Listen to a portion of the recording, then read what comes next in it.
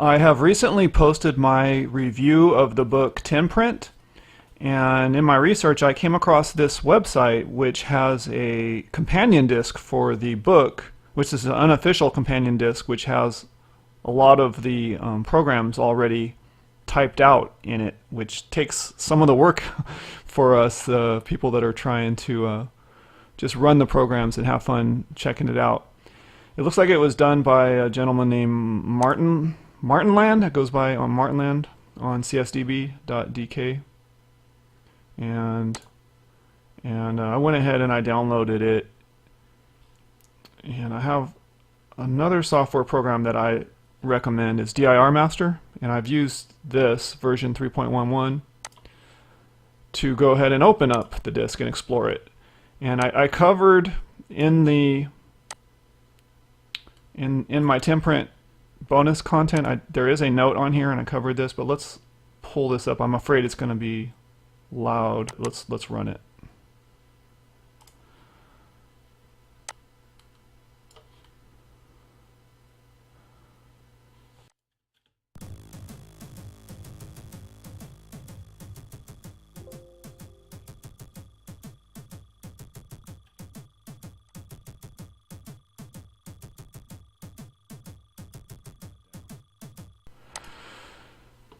But I prefer to just look at these like this. Just double click them.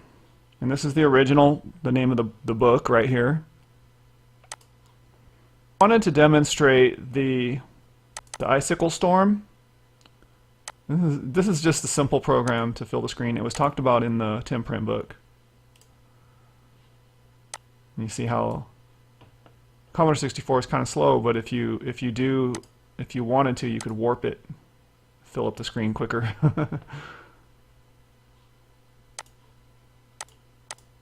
The Maze Walker I thought was interesting. I'm going to pull up the program. This is talked about and this program's in the book. It takes a while to run. So let's run the one that says /book. And let's warp it. And let's slow it down.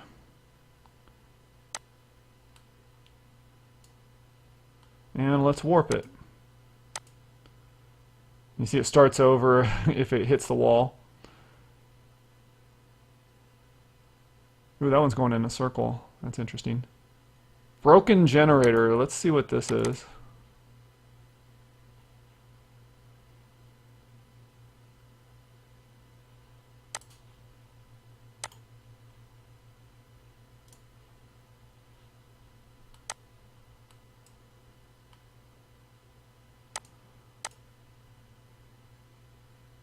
And then it pokes. That's interesting. It changes the colors once it's in. Let's look at that source again.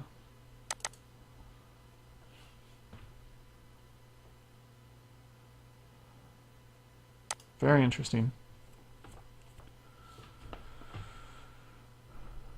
The interactive version I'm interested in seeing. So the interactive will allow you to use the arrow keys to up, down, left, and right. And I'm not sure if I can literally use the arrow keys on my keyboard. 0, 1, 2, 3. Let's see. It's showing ASCII $. So I think these are keys on your keyboard. Let's run it.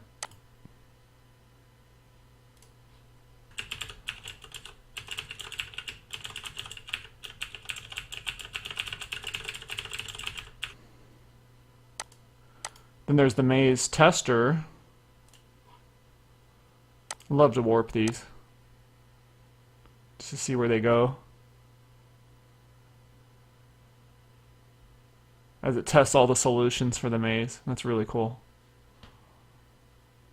And you can hit escape and, you know, look at the program. You could change code if you really wanted to. I'm in warp mode here, so let me slow it down. Rerun it slowly, and then there's the assembly language version. You could look at the source, or you can actually run it. Let's run the one that says .run.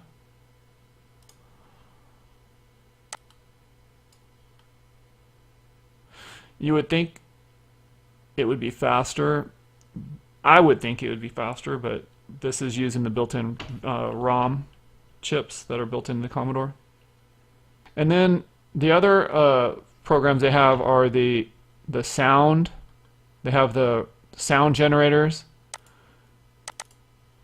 Just a little one-liner that will play random sounds. Let's see what that sounds like.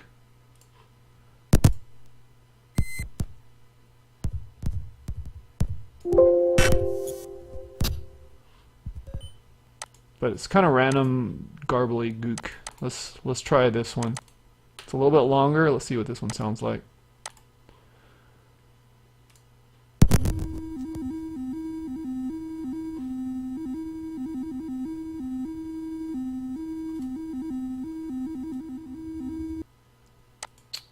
Oh, and this is the one, the 10 print with the new character sets. They did a version of it. The slants on the Commodore 64 are 2 pixels wide going down, and this redefines the character set to be a single pixel, and it looks cleaner when it runs.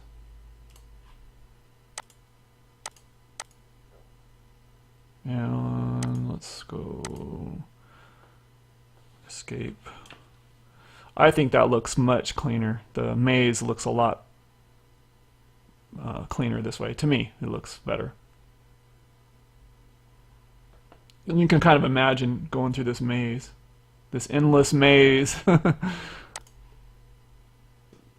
This is the using, instead of slant characters, using the blocky characters, and this really, it just looks, turns out looking, that's not a maze. I mean, it is, I guess, it's just not as clean looking. That's with 4 walls, this is with 2 walls.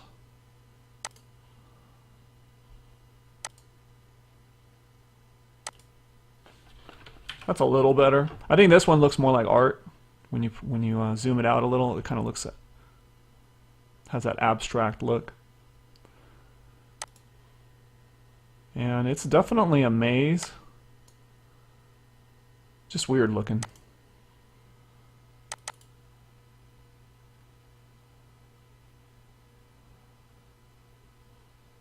It's kind of cool.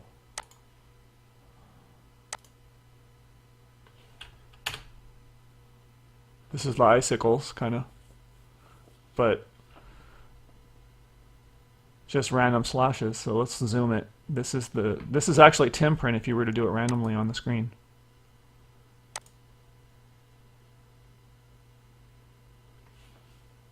So here we're warping it 1300% faster than normal.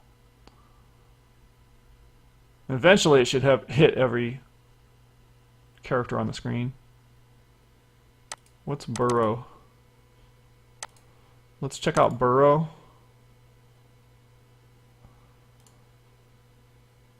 Oh, I like this one. It kind of looks like you're burrowing around, digging a hole on the screen. This was also in the book, talked about in the book.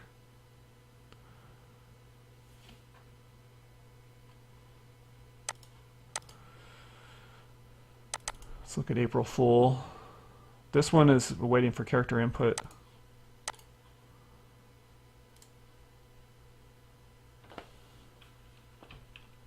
Oh, I know what this is doing. As you're typing, it randomly changes the letters you type, so that would be really weird. Burrow with the random sounds.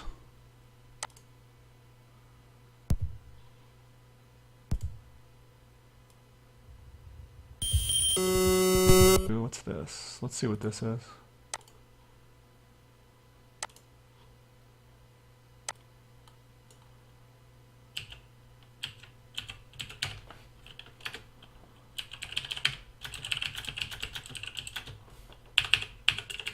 I kind of make my own. Use the arrow keys right here.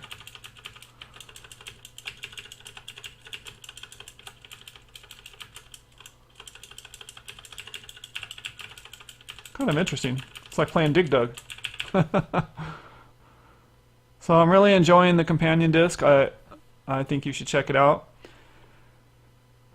Take the time to check it out. The other thing I wanted to discuss that was in the book was the Atari VCS version of Tenprint.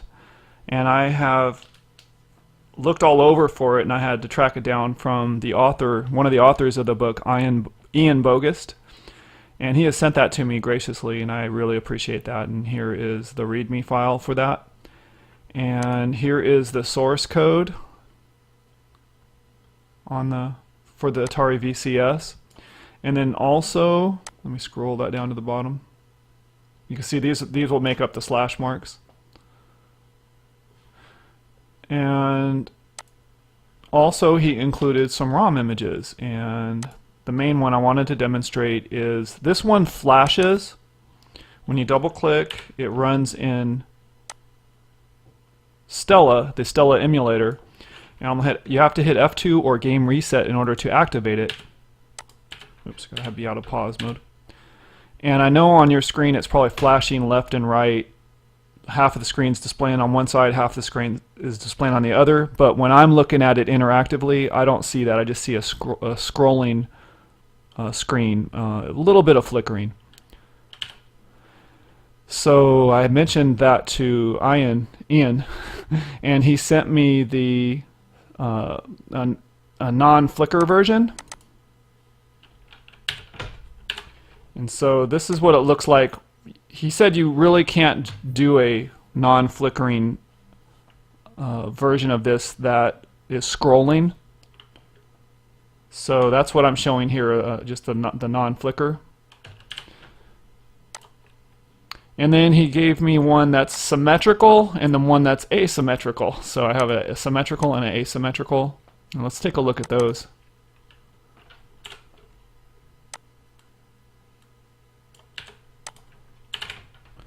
So this is the symmetrical one. So how he defines symmetrical, oops, oh, when I pause it, it's doing that, is going across the top row. If the left half of the first row is the same as the right half, then it's symmetrical, and as you can see, this one is not the same, so it's asymmetrical. That was might be flickering, so you might not be able to see that, I realize.